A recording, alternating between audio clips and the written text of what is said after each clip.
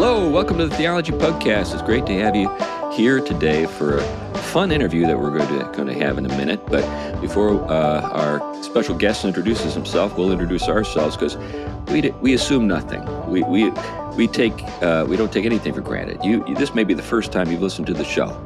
Anyway, so I am C.R. Wiley. I'm a pastor. I serve a church in the Pacific Northwest. I've written some things, and the latest book I've written is In the House of Tom Bombadil. And I've been a professor of philosophy and real estate investor, yada, yada, yada. All right, you, Tom. I'm Tom Price. I teach systematic theology, ethics, and philosophy. One of the places is Gordon Conwell Theological Seminary. Glenn. I'm Glenn Sunshine, Senior Fellow at Colson Center for Christian Worldview, Ministry Associate at Reflections Ministries, retired history professor, recent grandparent, a whole bunch of other things. Nice. Now our special guest is none other than Douglas Wilson. Hey, Doug. Hi. Good to see you. Hi. Yeah, good to be with you. As just mentioned, I'm Douglas Wilson. I'm the pastor at Christ Church in Moscow, Idaho, which is up in the panhandle of Idaho. That's my day job, and I blog at Blog and Mablog, and my most recent book is Mere Christendom. So that's who I am. Yeah. That's a worthwhile conversation too, Mere Christendom. But we're not going to talk about that one today. Actually, if I can interject, yeah, Doug, you have the finest blog title in existence. I got to tell you, I love that name. It's a very Chestertonian kind of blog title, which is a segue into the subject. You've got a little book that you published here recently entitled Chestertonian Calvinism. And that's what we want to talk about.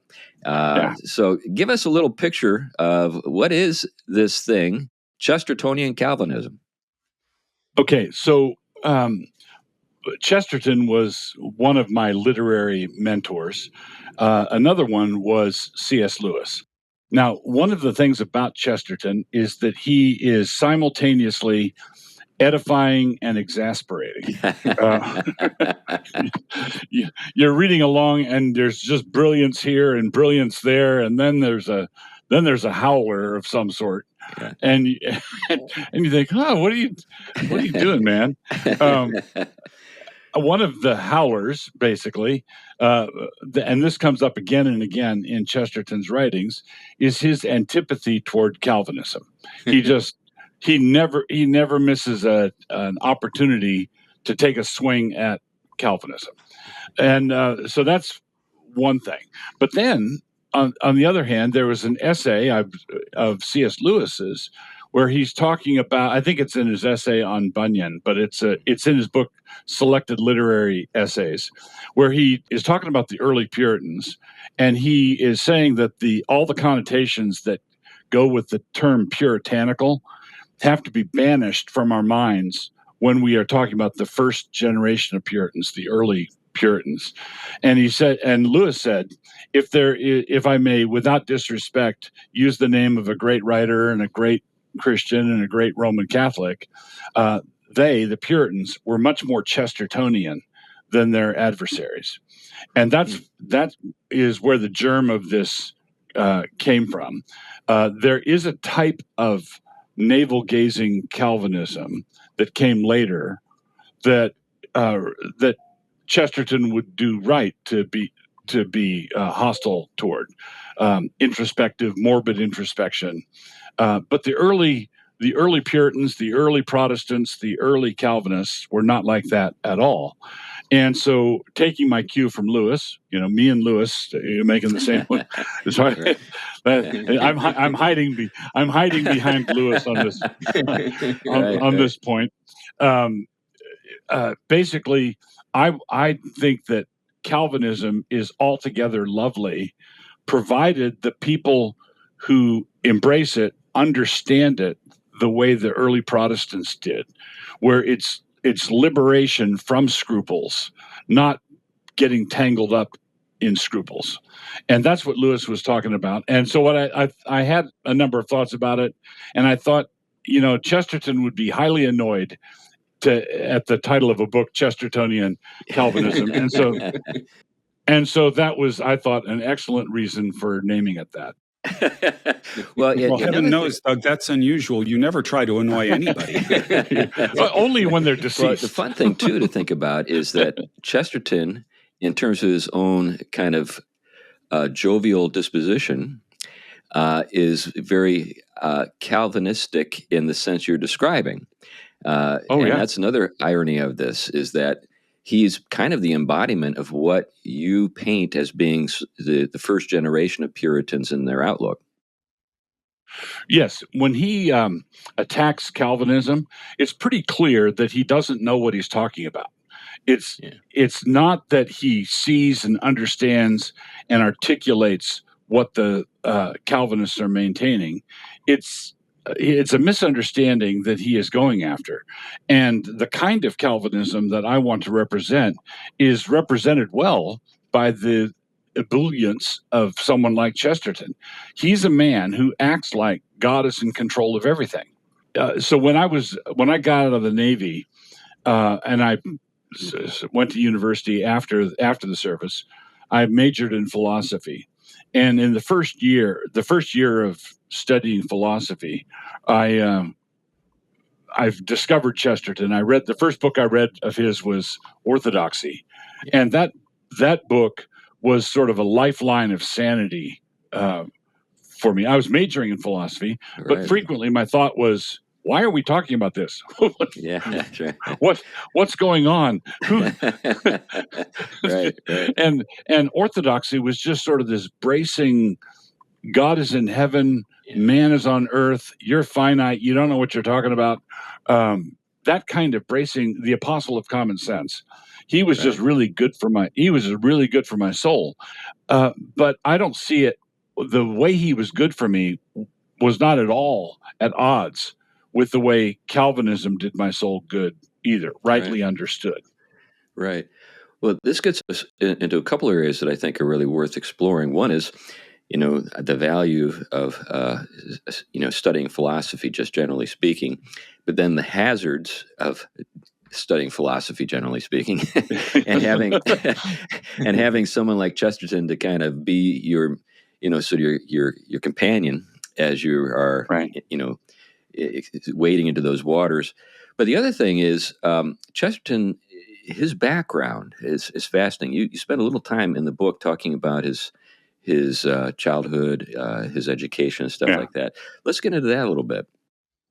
Yeah, it's hard for us to imagine viewing Chesterton from in the rearview mirror, but he went through a real identity crisis, existential crisis growing up.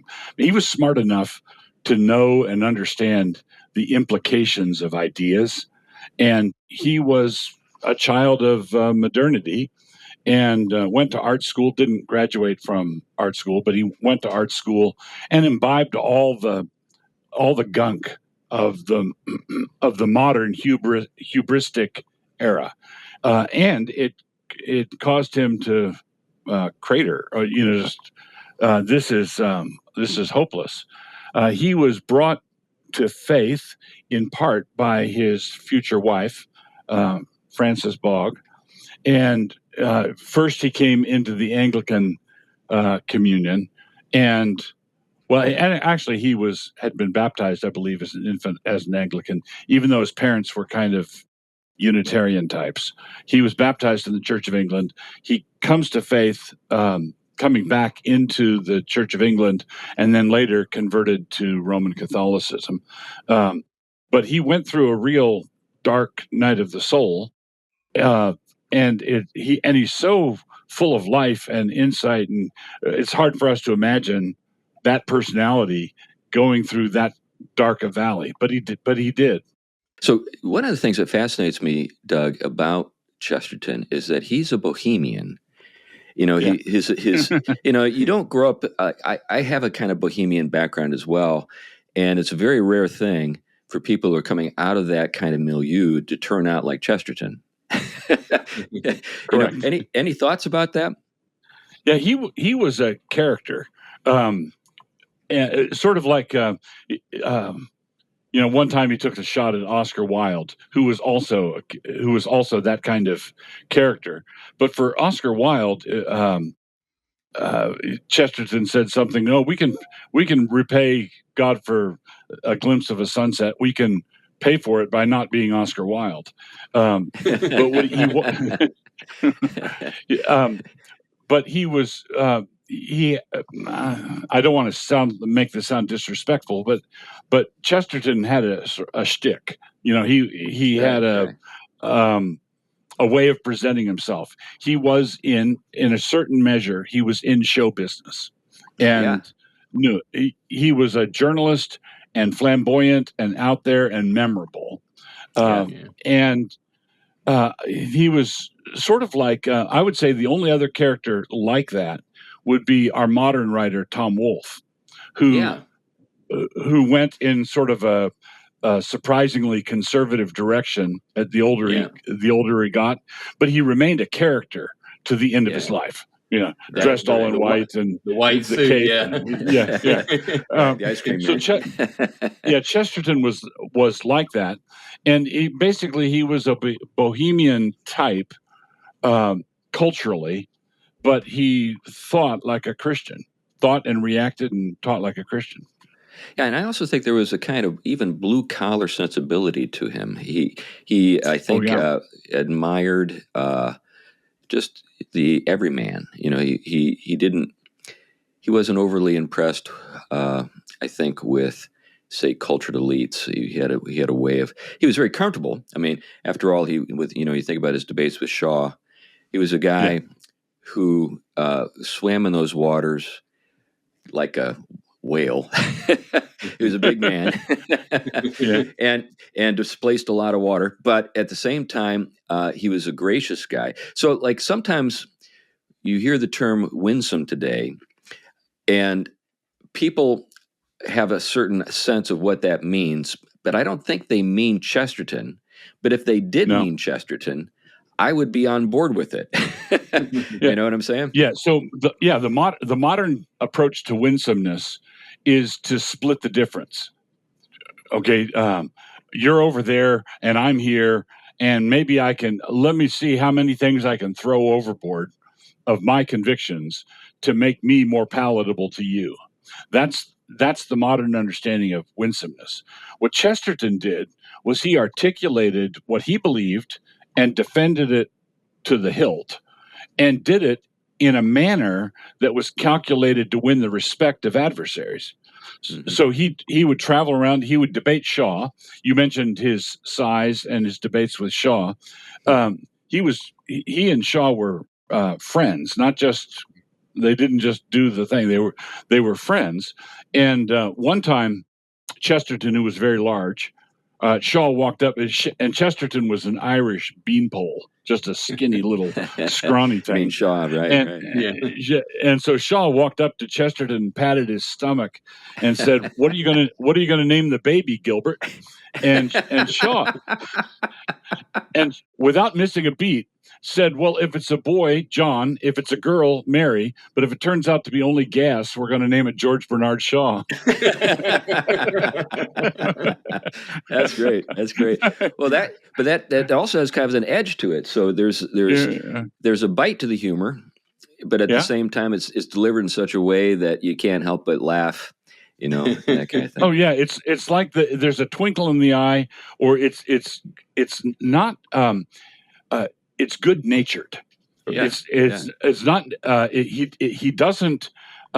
He fights, and he fights fair, and he hits above the belt, but he's really fighting.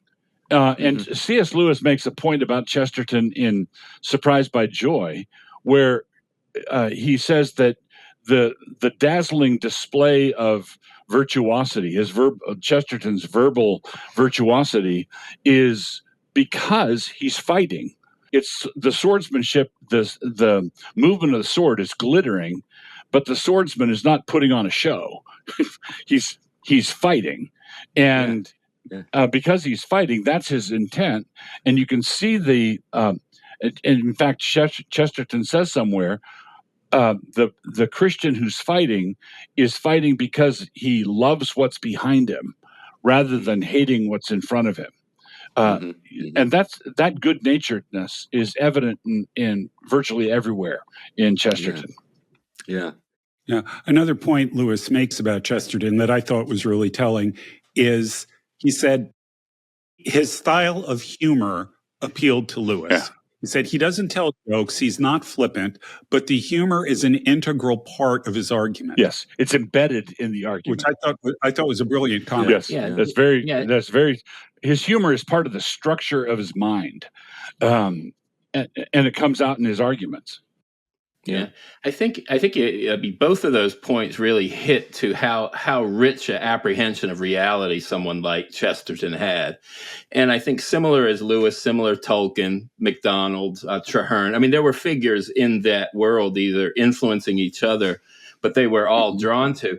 But it was something very important you mentioned earlier as being a philosophy student and reading orthodoxy. This happened to me similarly. And it was that richness of what Chesterton had that the others didn't, that Yes. I always found compelling. And you're hitting on it, this notion of humor, this notion of joy, this notion of imagination to be able to capture dimensions that rationalism or these other kind of dry reductionistic philosophies couldn't handle, that I think still make them very vibrant and, like you said, connect us to the richest forms of Christian faith, especially early Protestant thinking. Yeah, absolutely. When I was doing my master's thesis in philosophy, one of the things I was assigned to, one of the things I was told, I was doing it on free will and determinism, and it was interesting because I was not yet a Calvinist at that point, but I was doing it on free will and determinism. And one of the things I had to do was I had to go up to the library and read in the philosophy journals. I had to read a certain amount in the journals. And I remember going up there and getting journal articles and sitting there by myself in the library reading aloud so that I could maintain forward motion. You know?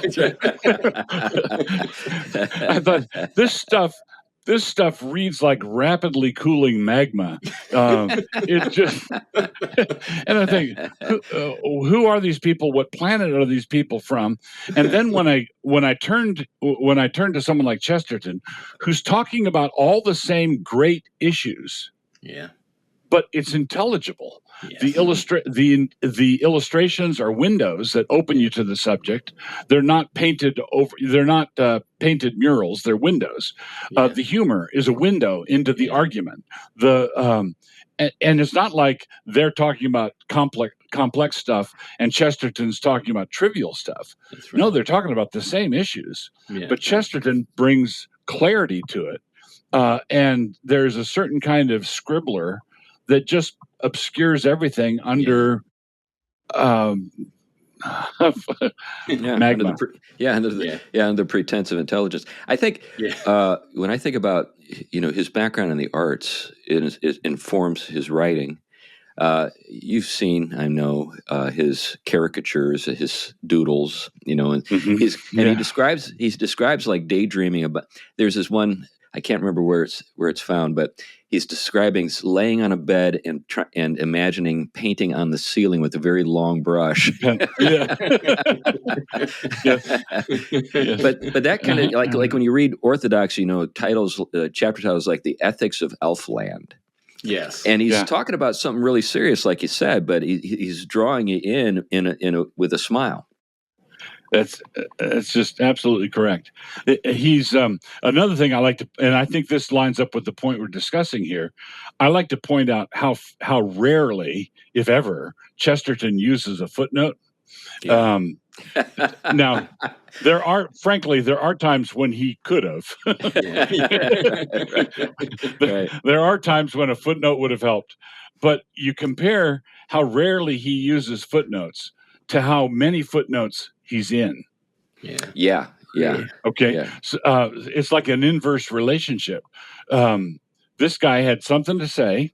He was intent on saying it, and he wanted to say it to as many people as possible. So he wasn't ashamed. He wasn't ashamed to write for the public as a journalist. He's writing about eternal things for eternal beings, but the eternal beings would be everybody. It's not that the academics are the only ones who are eternal beings. That's right. Everybody is concerned with the great issues. Everybody's made in the image of God. Yeah, Yeah, and it's fun to see just how influential, even to this day, he is. Occasionally, I'll stumble over some offhanded remark by some contemporary intellectual praising Chesterton for something, and you'd never would have guessed that the guy had been, he had read Chesterton. I remember seeing a thing with an interview with Marshall McLuhan, the guy who was the kind of the father of media analysis and media ecology and all that kind of stuff. He said that Chesterton was, the one who brought him to the Christian faith, and Theodore Roosevelt. I remember seeing a photograph of his desk in the White House, and there was, I think it might have been Orthodoxy was sitting there on his desk. Yeah. Just amazing how his stuff found its way into all these different places. Right. So when we think about this approach, and kind of the loss we see in the Reform world of sort of the spirit and what that we're talking about here. How do we get it back? Do you have any thoughts on that? I mean, it's kind of fun that we can look to this Roman Catholic Chesterton as some kind of model for us as Calvinists to become more faithful to our Calvinism. Let me throw something in first. Sure. You talk about the attitude of freedom that you get among the early Protestants and the early Puritans and so on. People don't realize Luther was not the family name. The family name was actually Luder with a D.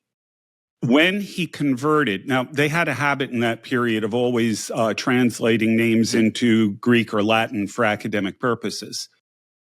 He decided to change it from Luder to Luther from the Greek word eleutheros, meaning freedom. Okay.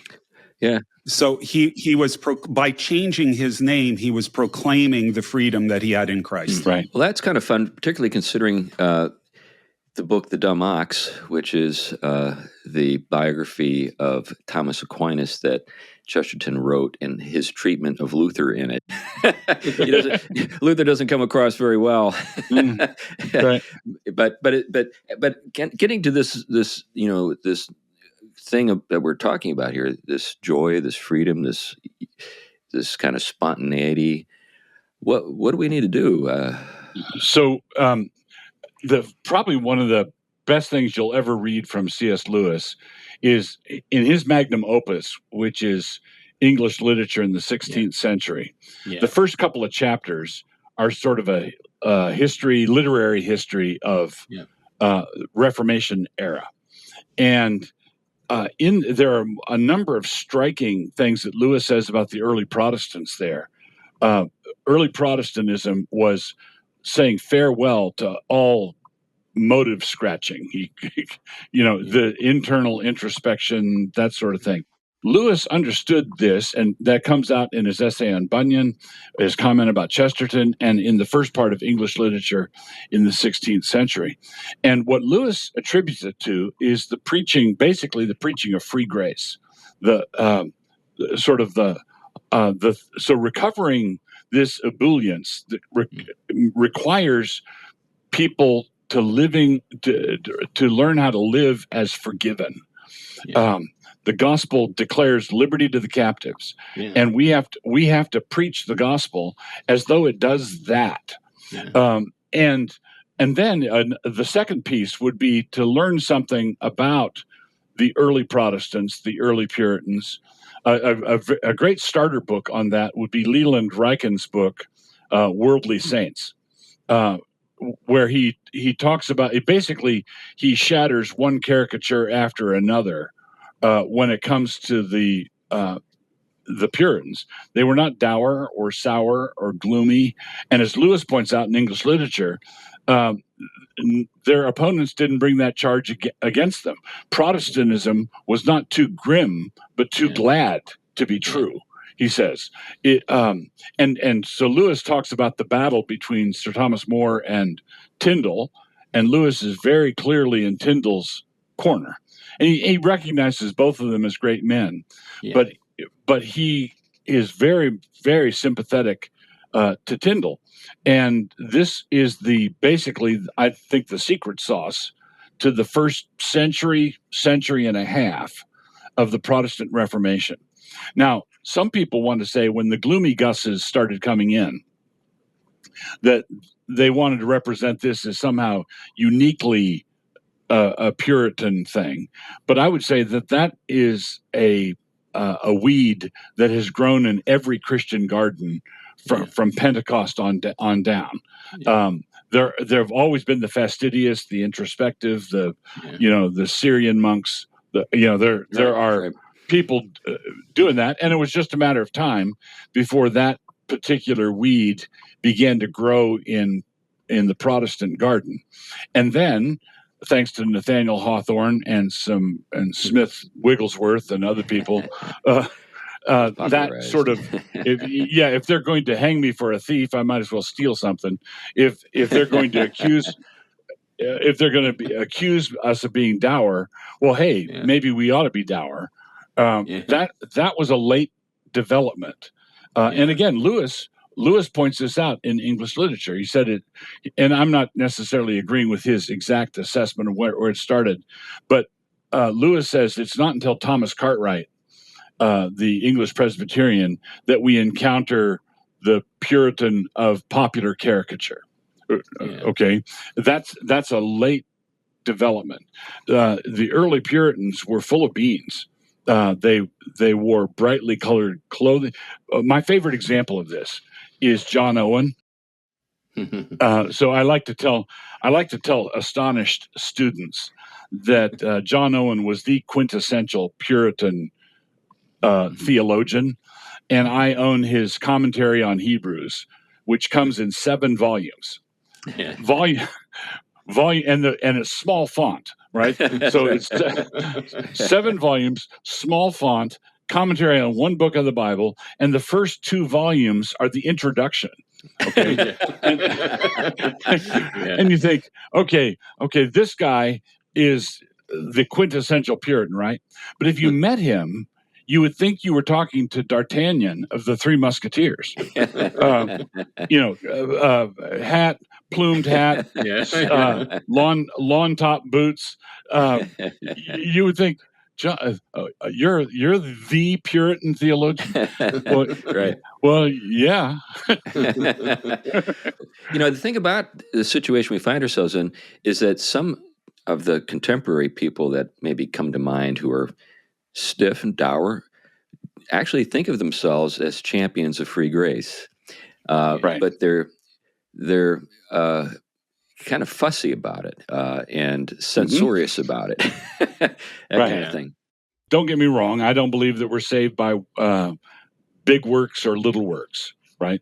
We're not saved by tiny works, and we're not saved by great works. But that means that we're not saved by doctrinal works either. Yeah. Okay. We're saved by the proclamation of Christ. Now, I'd like to tell a little parable. Let's say you got up to the pearly gates, and there's a desk there, and St. Peter hands you a pencil, and you see a stack of paper there, and he says, one final exam before you can come in to the blessed rest. You have to take your justification by faith alone exam. And so you look at that big thick test, you look at the pencil, look at the desk, look at Peter, and you hand the pencil back to Peter, and he says, "Very good, you pass." Right. I'm saved by Christ. I'm not saved by a 98 or above on my doctrine exam.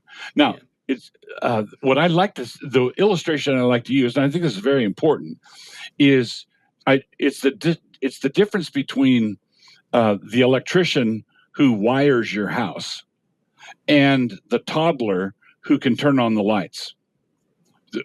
Okay, the toddler doesn't have to understand all the ramifications of sola fide in order to turn on the lights, right?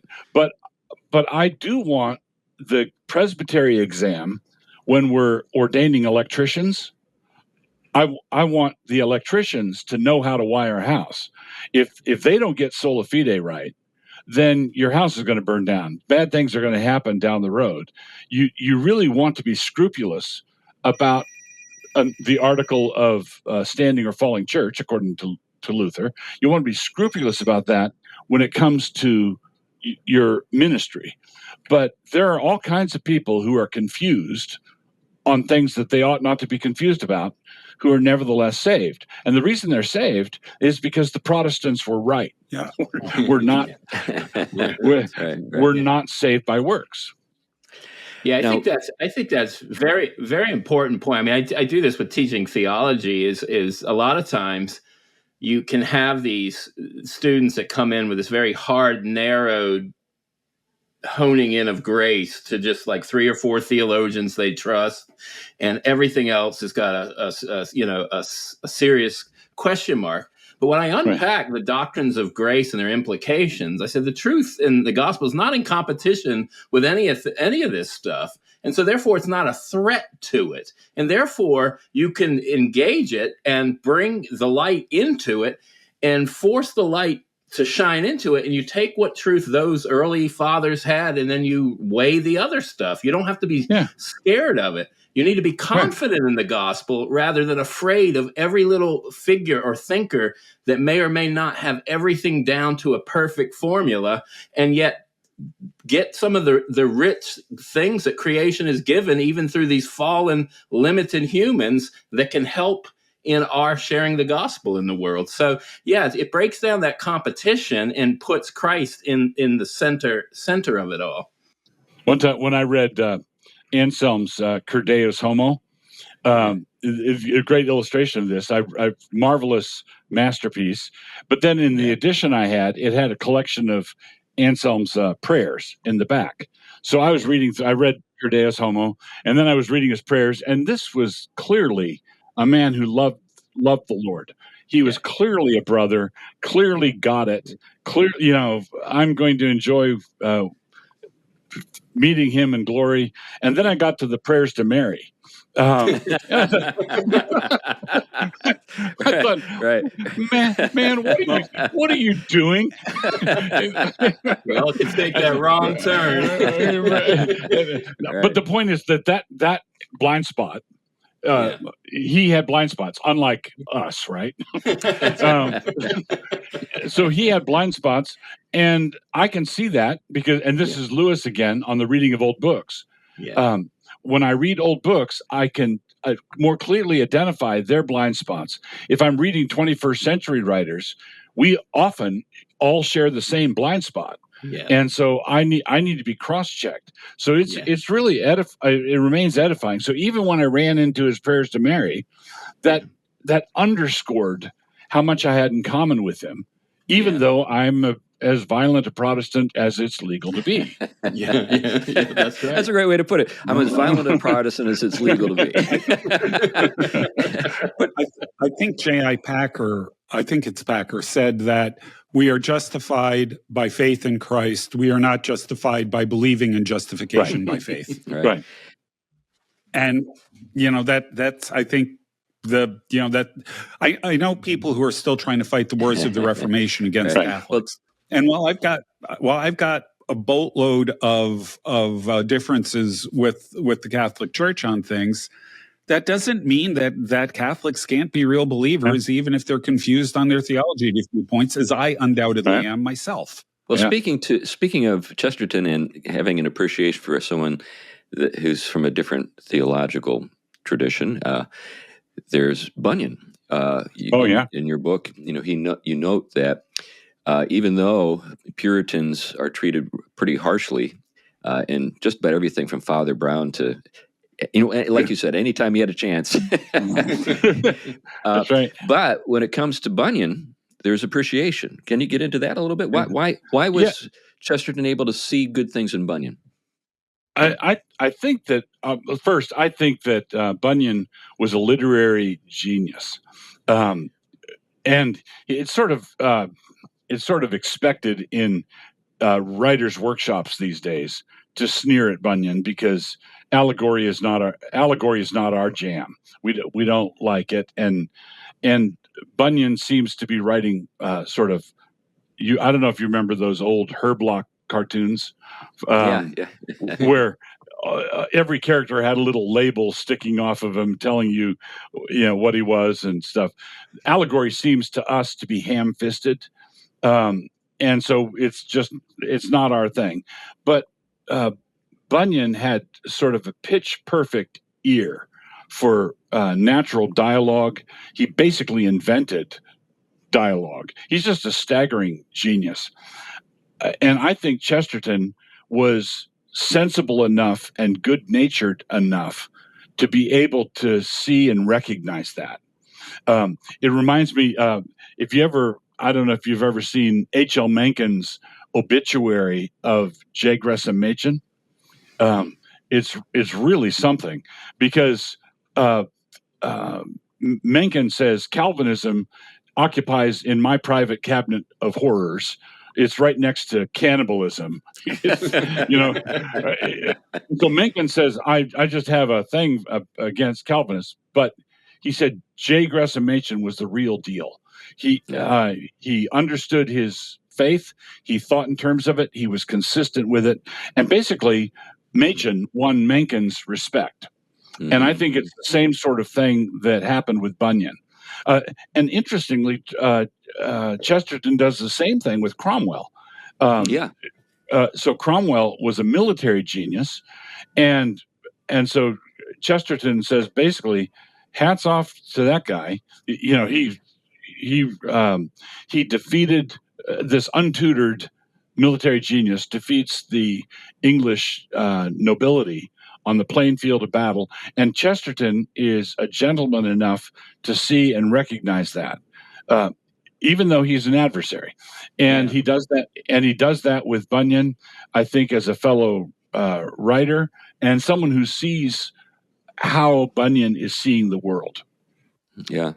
I think there's also a place in the book, your book, where you kind of, I guess, explore this a little bit when it comes to the Reformed and what our aesthetic is. So there are a lot of folks out there who say that we don't have one, and yes. my conviction is that actually the early Puritans knew what our aesthetic is, and it was the verbal arts. And you have like Milton. You've got these great epic poets and hymn writers and popularizers like Bunyan, who were verbal artists. They were, mm-hmm. They knew how to write, and I think we've lost that somehow. And I don't think we look around and say, well, maybe there are people like maybe Marilyn Robinson or somebody like that every once in a while crops up who claim to be part of the Reformed tradition and are appreciated more, by everybody. But it seems as though getting back to your earlier point, it's like, okay, there's this caricature of the Reformed, mm-hmm. that we're dour and we're artless and soulless, and soulless, and we're gonna live up to their expectations or down to them. So we're not gonna get into the arts at all, because we're artless, right? Right. All we care about is abstraction and propositions, right? Yeah. So, you write a lot of stuff. You write fiction. You write commentaries. You write, topically, and that's what Chesterton did. He was when it comes to my favorite books, my there's Orthodoxy and Heretics, but The Man Who Was Thursday, the Napoleon of Notting Hill, those are my some of my favorite works of fiction. Mm-hmm. How do we kind of get back to not just the sort of the joyfulness, but actually the literary kind of productivity? Yeah. So that's a great question. And I think it's the same. The answer is the same as when we say, how do we get back to the joy? How do we get back to the ebullience? I think that's got to be an experienced forgiveness, which comes from the preaching of the gospel. Yeah. Well, preaching the gospel is a logocentric activity. When you preach the gospel, you are preaching the word, and you're driving people back to their Bibles, which is the word. Protestants invented the novel. That's our art form. And I think the Lutherans are very musical people, going back to Luther. And the Catholics had a long heritage of architecture and painting, and I think we can say credit where credit's due. But let's and without taking that away from the Protestants, the Protestants are not detached from the medieval church and what went before. If someone said, "Where was your church before the Reformation?" I think the answer ought to be, "Well, where was your face before you washed it?" Right? Yeah, that belongs to us. That's part of our heritage too. But when you focus on Protestants as Protestants, have we done anything aesthetically unique? And I think that Protestants are great artisans of the word. That's our heritage, and we have centuries of it. Now, I think because that's not the case, as it's not as obviously the case anymore. I think that's because we have drifted from preaching the word, preaching the gospel. If the gospel is the driving engine of our worship services, and we are sort of headfirst into our logocentrism, then I believe that you're going to start seeing distinctively Protestant voices coming to the fore again in the realm of letters. I think that this is sort of a natural law. That even a quirky thing, if I could just throw this in, Chaucer was prior to the Reformation, but I don't mind laying some sort of claim on him, because Chaucer was sponsored by, his patron was John of Gaunt, and John of Gaunt had another person that he was a patron for, a man named John Wycliffe. Okay, so Chaucer and Wycliffe are swimming in the same environment, and if you look at the Canterbury Tales, the one decent cleric in there, the Parsons tale, when he quotes scripture in English. Right? What? Mm-hmm. So I would say that just as Wycliffe is the morning star of the Reformation, I would want to claim Chaucer as the morning star of Protestant letters. That sort of thing. But I think there's something inherently potent about biblicism.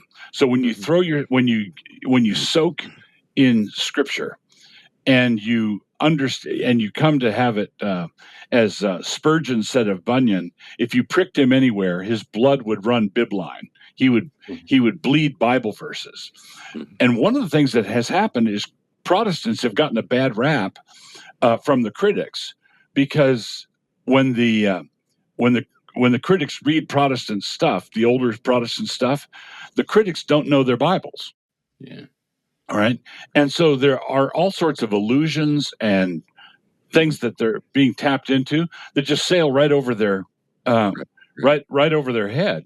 I was in a literature class once, and we were reading something by Thomas Hardy, and I forget which one Thomas Hardy book it was, but near the end, there's this line where Hardy says of one of the characters, Ephraim is a cake half turned, which is from Hosea, and and so Hardy has sort of got a neon sign with a blinking arrow pointing at this, and the class was discussing, is this person's repentance sincere? And I think, look, he's got a poster, he's got a billboard here telling you. Can you read it? But if you don't know the illusion, who's Ephraim? Right. If you don't know, you don't know. So I would say some of it has been Protestant proclamation drifting away from hot gospel preaching. It's our own fault, in other words. And some of it is the fact that the critics, to be an educated man today, you don't need to be steeped in the King James Version of the Bible. And it used to be that whether you were a heathen or not, if you were not educated, you were not educated unless you were educated in that. Yeah, it's so bad now that you can throw in Shakespeare and just about the entire Western canon. You don't need to know, and you can still be considered educated. Right. Yeah, well, you can see in that. I think oftentimes, I mean, I think of it from the kind of the systematic angle, but the same point is when Scripture, when the rich picture of reality that Scripture gives us starts to become fragmented. For example, when a word-centered faith gets ripped from the eternal Word, Christ, who is the ground of both the logos of creation and redemption, then all of a sudden that word is also detached from creation, and redemption starts to take on a Gnostic, if not anti-worldly character, and even it just loosens from anything. It becomes nihilistic in a way, and so you can take. Yeah, go ahead. Oh, I was amen, because what happens is that it's detached from you detach the word from the speaker. You detach the word, the signifier from the thing signified. Everything flies apart, and you are in a Heraclitean whirlwind, and nothing coheres, nothing sticks. Right. Yeah, another direction on this is I've thought a lot about Tolkien and Lewis as sub-creators, and particularly with Tolkien, Middle Earth started with words. It started with language. And the very act of creation or sub-creation for Tolkien and Lewis as well imitates God speaking a world into existence. Right. So in a very real sense, I think that is the closest we get to the kind of creation that God himself does by speaking a world into existence. Right. As it happens, I'm currently reading George Gilder's most recent book, Life After Capitalism. It's a wonderful book. And he begins by talking about how the word information is primary. And he's answering the materialist superstition, which is matter in motion. And Gilder is saying, no. It's knowledge. It's the word. And he appeals directly to the Gospel of John. In the beginning was the word. Yeah.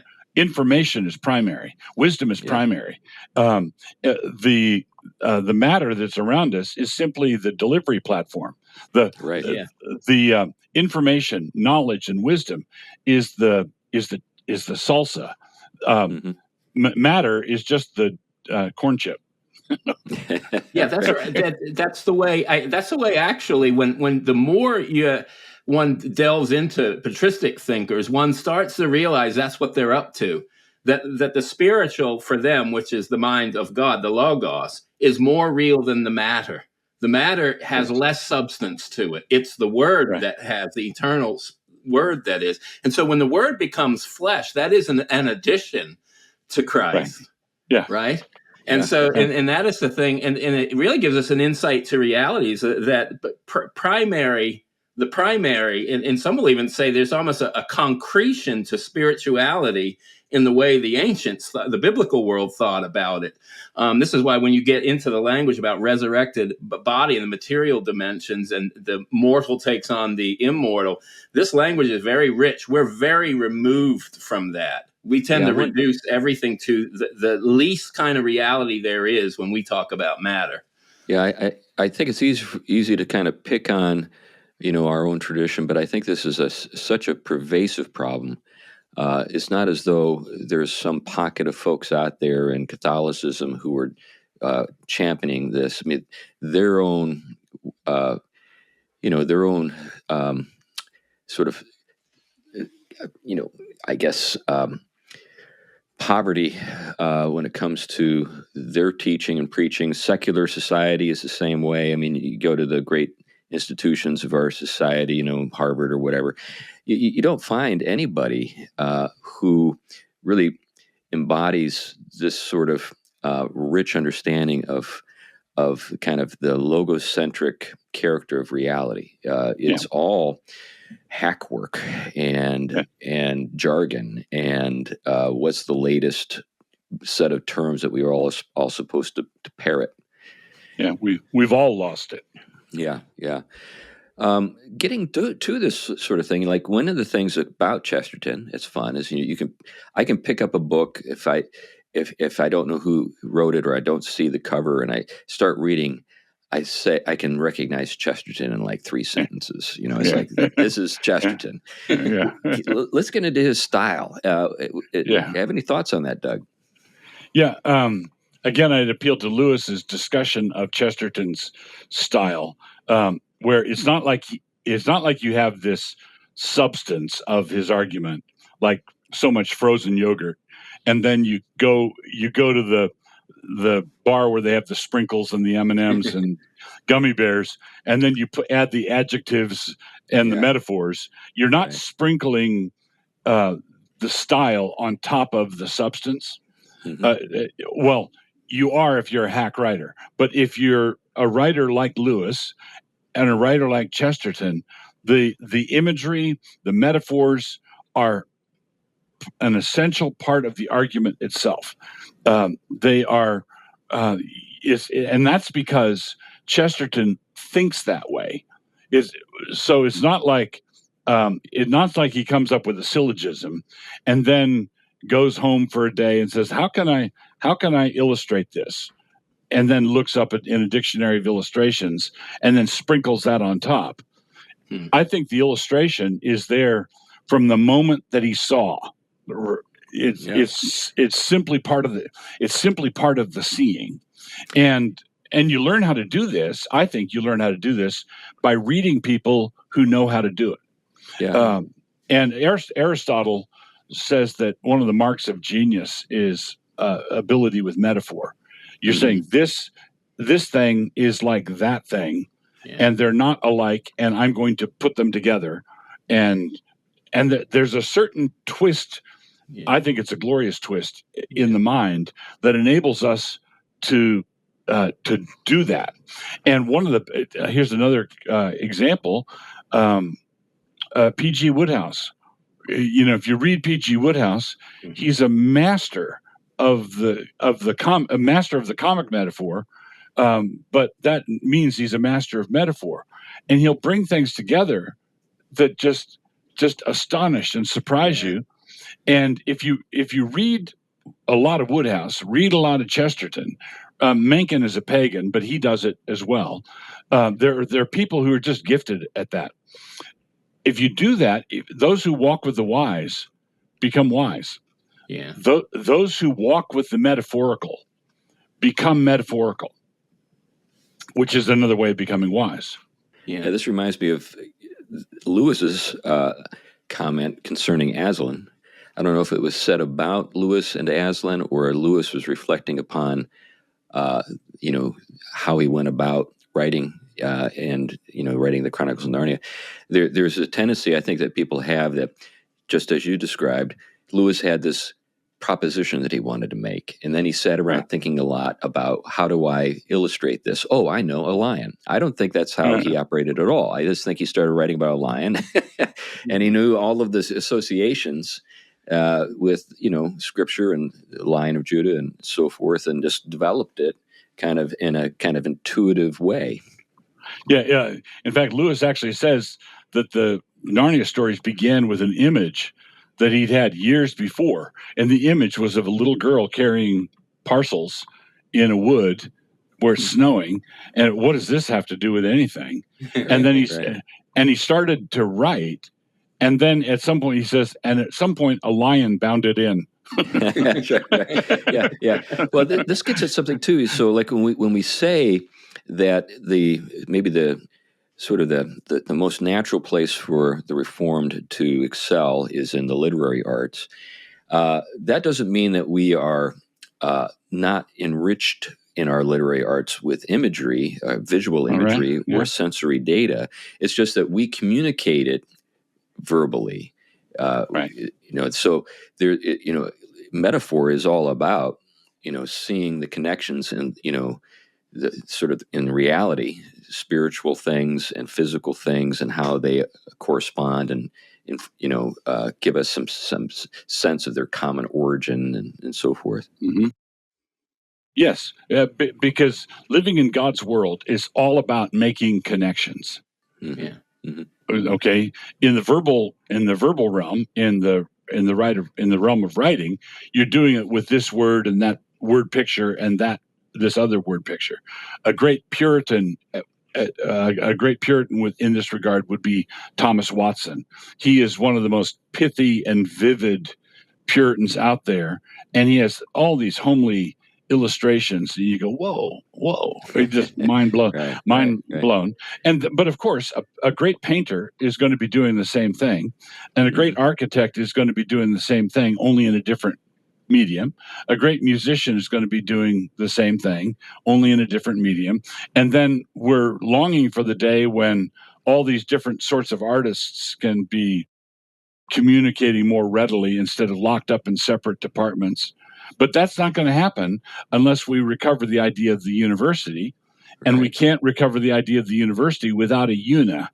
Right now, what we have is a multiversity. The people in the physics department have nothing to do with the people in the ag econ department, who have nothing to do with the people in the English department or the art department. But you can't have a una without Christ, who's the arche that holds all things together. So when Christ is the arche, the logos, he holds all our words together, but he holds more than that together. He holds everything together. Yeah. Right. Now, I want to play it with an idea here and just see what you do with it. So, when it comes to writing, you've written a number of things. We've all written a number of things. I get the sense when I read Chesterton that he just kind of sits down with a pen and starts rolling. It's not like he sits down, and just charts it all out and has a detailed outline. I get the sense that he's just kind of, it's almost stream of consciousness. Yeah, he sits down, but he just has this way of doing it. He's a barrel, and he sits down and opens the tap. And he's a glug machine. And there were times when he would be sitting there finishing up a column with the errand boy from the publisher standing at the door. Okay, give me what you've got, and I'm going to run down the street with it.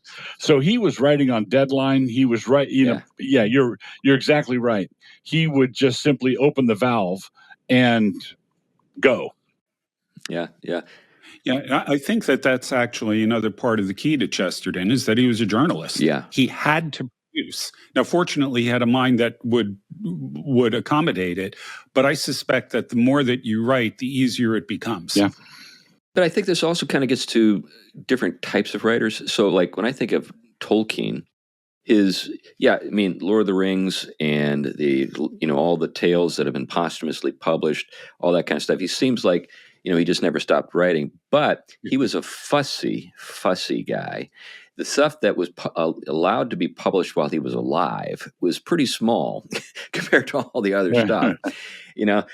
My sense is with Chesterton is like there's nothing that hasn't been published that he wrote. I mean, it's like everything went from brain paper out.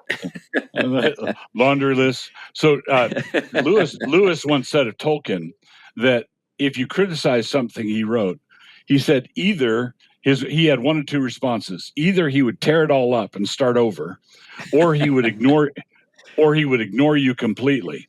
He was a fastidious perfectionist. So as he's mapping out the Lord of the Rings, he's making sure that the travelers are in sync with the phases of the moon.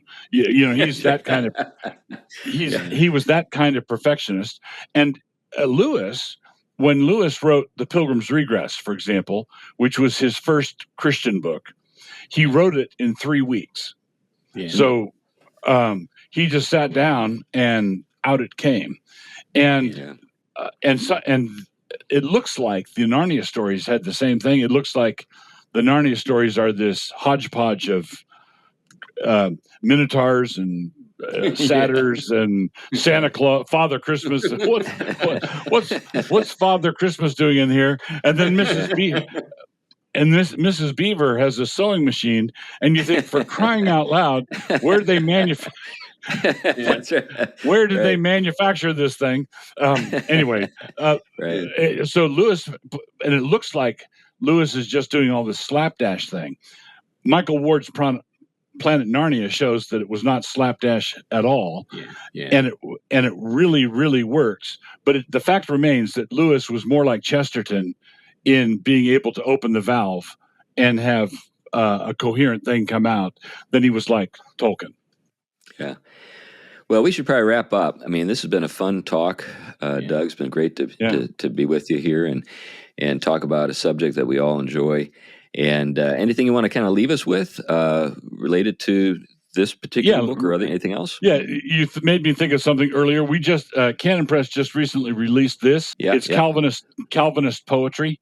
And this was something I was provoked into by the topic that we're talking about, Protestant aesthetics. And what I wanted to do was answer the critics by assembling an anthology of Protestant Calvinist poets, which I did. And I put a few Easter eggs in there. There's a few. My big surprise, it won't be a surprise when I tell you, was being able to include Coleridge. Who was a Calvinist, and he was an oddball. He was an oddball Calvinist, but he was a Calvinist. And basically, we love our So basically, I think that one of the best things that conservative believing Protestants can do is recognize the apologetic value of beauty. I think we need to return to that, and we should return to where our factory settings as Protestants should include a word-centeredness. Yeah, great stuff. Thanks a lot again, Doug, for the time. Oh, it's my pleasure. Thank you for listening to this episode of the Theology Pugcast and making it all the way to the end. And as your reward, you get to be reminded about Patreon and how you can support the Theology Pugcast. And if you would do that, that'd be great. People, in different phases of life find themselves in situations where they have to cut back a little bit here and there. And sometimes that affects, folks like us. So there is a need. We do have to pay for the bills, pay the bills to make this show happen. None of us take any money, but we have to pay people who do make the show possible to do the job of getting it out there. And so your gifts are appreciated that way.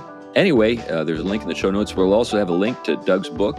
We encourage you to check that book out. It's a lot of fun, Chestertonian Calvinism. Anyway, thanks again. Bye-bye.